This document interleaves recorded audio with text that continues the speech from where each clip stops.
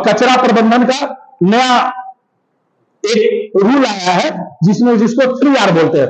R3 का मतलब है कि 3R का मतलब है कि भाई रियूज मैंने RRRR मैंने 3R का मतलब RRR 3R। अब ऐसे वो RR करके फिल्म भी है, वो वाला फिल्म वाला बात नहीं कर रहे हैं। मतलब कचरा प्रबंधन में आया RRR। पहला R से होता है रियूज, दूसरा R से होता है रियूज और तीसरा R से होता है रिसाइकल। तीनों R का मतलब यही हुआ रियूज कब करें हम, मैंने उत्पादन हम ऐसा करें कि हमारे पास से कचरे का उत्पादन जो है कम से कम हो।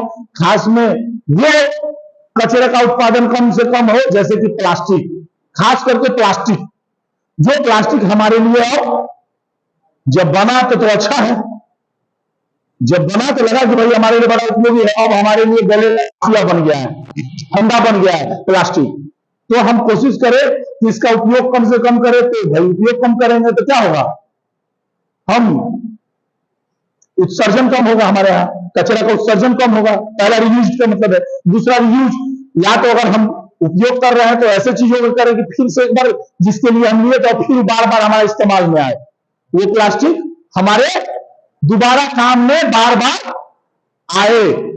ऐसा नहीं कि वन टाइम, जैसे अभी देखिए भारत सरकार हो या राज्य सरकारें हो बार बार बोल रही है ना कि वैसे प्लास्टिक का यूज नहीं कीजिए जो सिंगल यूज है, मैंने सिंगल यूज वाले को इस्तेमाल नहीं करना चाहिए। देखिए आज हम लोग क्या कर रहे हैं, भाई आपको रसगुल्ला लाना है, अब कारण है कि अगर इससे बचना है तो हमारे जो पुराने मेथड थे, हमारे जो पूर्वज बाप दादा परदादा यूज करते थे, इसको कम करना है, उस मेथड पे जाना होगा।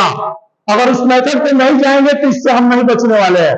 और इसमें ठीक है सरकार बोल रही है और सरकार को भी इसमें नियम लाना होगा, सरकार को भी 2 कदम, कारण कि दोनों तरफ से जब तक दोनों पहलुओं से अगर कार्य नहीं होगा, मैंने नीचे से और ऊपर से मतलब जनता के लोगों की तरफ से भी हो, जो हमारी सरकारें हैं, मतलब जो हमारा मुखिया है, हमारा हेड है परिवार का, देश का मुखिया है, उनके तरफ से भी पहलू करने की जरूरत है कि भाई हमारे पुराने सिद्धांत, जो हमारे पुराने सिद्धांत है, जैसे अभी देखिए आपको रसगुल्ला लाना होगा मिठाई के दुकान में से, तो किसमें लाते हैं, प्लास्टिक का जार है उसमें। अब अपने पूर्वज से पूछिए, पहले क्या रसगुल्ला पहले नहीं बनता था क्या, पहले भी बनता था, और पहले बनता था तो किसमें आता था, तो मिट्टी का घड़ा में है, मिट्टी के घड़ा में बांध कर रस्सी का टंगना होता था, मुंज का सन का होता था, प्लास्टिक का नहीं होता था, और उसमें टांग करके लोग लाता था, रसगुल्ला आता था। है दही आ रहा है तो क्या है, अब दही वाला प्लास्टिक का भाई पैकिंग में। पहले देखिए दही क्या होता था, हर कढ़ाई बोलते थे ना, मिट्टी का बर्तन में आता था। मतलब मिट्टी के बर्तनों को क्या भाई, वो पात्र क्या थे, इको फ्रेंडली थे, वो अगर फूट गए गिर गए तो कुछ दिन में मिट्टी में हमारा, क्योंकि मिट्टी से ही बना रहता था और वो कचरा नहीं फैलाता था, ये चीज हो जाता था। अभी पार्टी भोज होता है और हम तो कहते हैं कि भाई सरकार को मैंडेटरी कर देना चाहिए, कारण तो कहने के लिए तो हम कह रहे हैं कि भाई आ गया सरकार इसमें कर रहा है कागज वाला इस्तेमाल कीजिए, लेकिन कागज वाला भी जब इस्तेमाल हो रहा है तो उसमें भी पानी से वाटर प्रूफ उसको बनाने के लिए पानी प्लास्टिक की एक पन्नी चढ़ाई जाती है, एक प्लास्टिक की पन्नी चढ़ाई जाती है, वो तो और हमारे लिए घातक है। ठंडा पिए तब तो ठीक है, कचरा समझ के उसको फेंक देते कि सड़ेगा गलेगा, सड़ गल जाता है, उसमें का जो प्लास्टिक का पतला पन्नी रहता है ना, अब वो चिपका रहता है, वैसे चिपक जाता है कि उसको कलेक्ट करना भी ये हो जाता है। तो हम तो मानते हैं कि उस प्लास्टिक से ज्यादा खतरनाक ये कागज वाला जो जिसको बोल रहा है लोग कागज, कि जिसमें कोटिंग दे रहा है लोग, प्लास्टिक की कोटिंग दे रहा है, नहीं कागज हो तो प्योर कागज हो, नहीं तो देखिए पहले दोना बनता था, किसका, अरे पत्ती का दोना बनता था भाई, पत्ते का दोना, और उसे पानी नहीं ना छीटा था।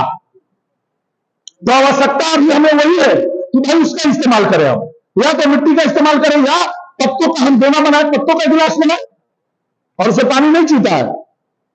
आज भी देखिए आप अपने साउथ भारत नॉर्थ भारत में हम लोग भूल गए, प्लास्टिक थर्मोकोल के पत्ते यूज करते हैं। देखिए आज अभी भी आप साउथ भारत में जाइए, आज भी केले का पत्ता इस्तेमाल होता है। अगर आप सभी को याद हो तो देखिए आपके यहाँ कोई अतिथि आया, कोई एक्स्ट्रा आया तो क्या करते थे, केले के पत्ते में इस्तेमाल करते हैं, और उसको फेंक भी दिए तो क्या होता था, पशु खा भी गया तो उसको दिक्कत नहीं है, यूज हो जाता था, या तो फिर से वो मिट्टी में अपने आप कंपोस्ट बन के सड़ गल जाता था। रीयूज नहीं हो। अभी क्या है, वो प्लास्टिक होता है, पशु खा लेता है, तो पशु को भी दिक्कत होता है। जो उसका रूमेन पार्ट आपको पता है, रूमेन पार्ट में उसका जाके प्लास्टिक फंस जाता है और रूमेन चौक होने लगता है। पशु को पता नहीं चलता है कि हमारा पेट भरल है कि खाली है, वो जुगाली नहीं कर पाता है। और बहुत सारी गायों का वेटनरी कॉलेज के द्वारा, डॉक्टरों के द्वारा ऑपरेशन किया गया है रूमेन का, जिसमें से बहुत सारी प्लास्टिक निकली, जिससे कि गाय खा गए, आवारा पशु खा गए। दूसरा, आपके तो कम से कम उत्तर प्रदेश में ये चीजें हैं, राज्य सरकार के द्वारा ये पहल की गई कि जितना आवारा पशु था, देखिए बनाया गया कि भाई उनको रोड पर से आवारा न छोड़ा जाए, तो उनको एकत्र किया गया, अच्छी पहल की गई। अब देखिए उससे वर्मी कंपोस्ट, जितना उसमें खर्चा होगा उसका कीजिए, उसका वेस्टेज जो है ना, गौमूत्र और गोबर, उसका तो इस्तेमाल करेंगे, जितना उसका खर्चा आता है उससे ज्यादा हमारा खर्चा ही देगा। तुरंत नहीं, कम से कम एग्रीकल्चर में 1 साल लगता है उससे प्रॉफिट लेने में, तो आएगा। इस तरह से हम इस चीजों का आप दोबारा यूज करें, या कोशिश करें कि हम ऐसे चीजों का यूज करें जो हमारे पुराने पीढ़ी यूज करते थे, उस पर आना पड़ेगा। दूसरा तीसरा जो है रिसाइकल, मतलब पुराने कचरे से नई चीज बनाना। अगर हमारा ये बोतल है और इस प्लास्टिक को अगर हम रिसाइकल कर रहे हैं, तो फिर से ये बोतल नहीं बन सकता है, तो इससे हम फिर क्या बना सकते हैं, नई चीज जो हमारे उपयोग में आए। ये नहीं कि फेंक दिए कहीं, नली जाम हो रहा है, ये हो रहा है, देखिए लोग फेंक देता है, नली में फेंक देता है, नदी में फेंक देता है, फेंकता है ना, बह के चला जाता है, जाम हो जाता है। दिक्कत किसको है, उससे बहुत सारी समस्याएं उत्पन्न होकर हम ही को मिल रहा है। फेंके हम हैं, हम इंसान हैं, और उसका जो निगेटिविटी पॉइंट है, नकारात्मक है, वो हम ही को मिलने वाला है। तो यही क्या है, 3R है। 3R मतलब इसको बोलते हैं 3R सिद्धांत। 3R का सिद्धांत का मतलब है कि भाई कचरा का, पहला R का मतलब है रीयूज, मतलब हम उत्पादन ही कम करें।